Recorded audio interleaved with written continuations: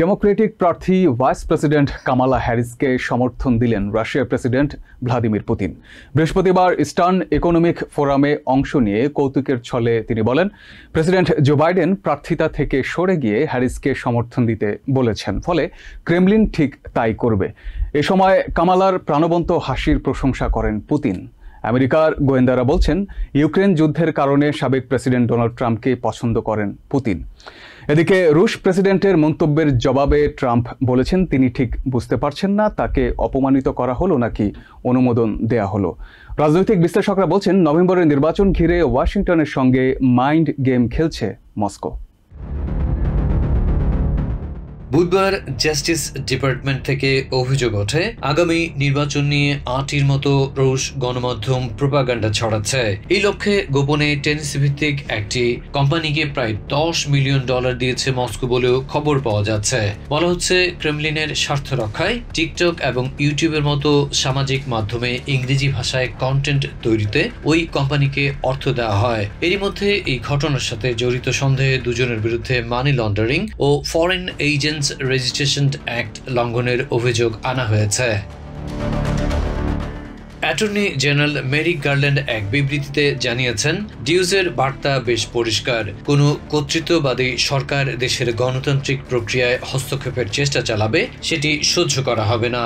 বৃহস্পতিবার রাশিয়ার ভ্লাদিভস্টকের eastern economic ফোরামে অংশ নেওয়া দেশটির প্রেসিডেন্ট ভ্লাদিমির পুতিনের কাছে জানতে চাওয়া হয়, আসছে নির্বাচনে তার কোনো পছন্দের প্রার্থী আছে কিনা। জবাবে মুচকি হেসে রুশ প্রেসিডেন্ট জানান, প্রেসিডেন্ট জো বাইডেনকেই তিনি পছন্দ করে আসছিলেন, কিন্তু বাইডেন যেহেতু প্রার্থিতা থেকে সরে দাঁড়িয়েছেন এবং ডেমোক্রেটিক নতুন প্রার্থী ভাইস প্রেসিডেন্ট কামালা হ্যারিসের প্রতি সমর্থন দিতে বলেছেন, তিনি ঠিক তাই করবেন। এ সময় কামালার প্রাণবন্ত হাসির প্রশংসা করেন পুতিন। বলেন, কামালার হাসি বেশ আকর্ষণীয় এবং সংক্রামক, অর্থাৎ হ্যারিসকে হাসতে দেখলে হাসতে ইচ্ছে করে।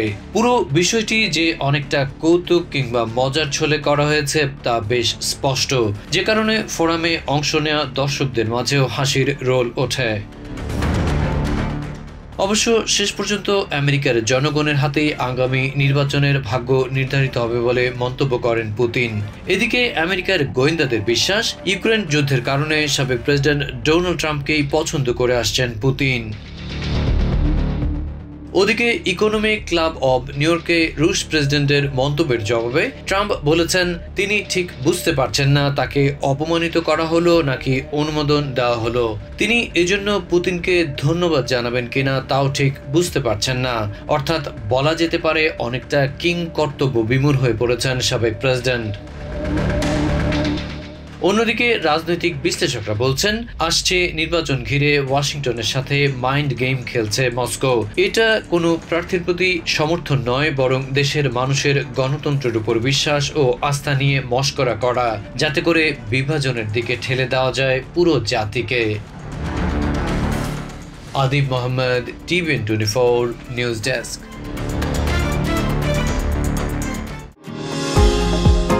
নিউ ইয়র্ক থেকে সম্প্রচারিত টিভিএন 24 টেলিভিশন বিশ্বজুড়ে বাঙালির কণ্ঠস্বর।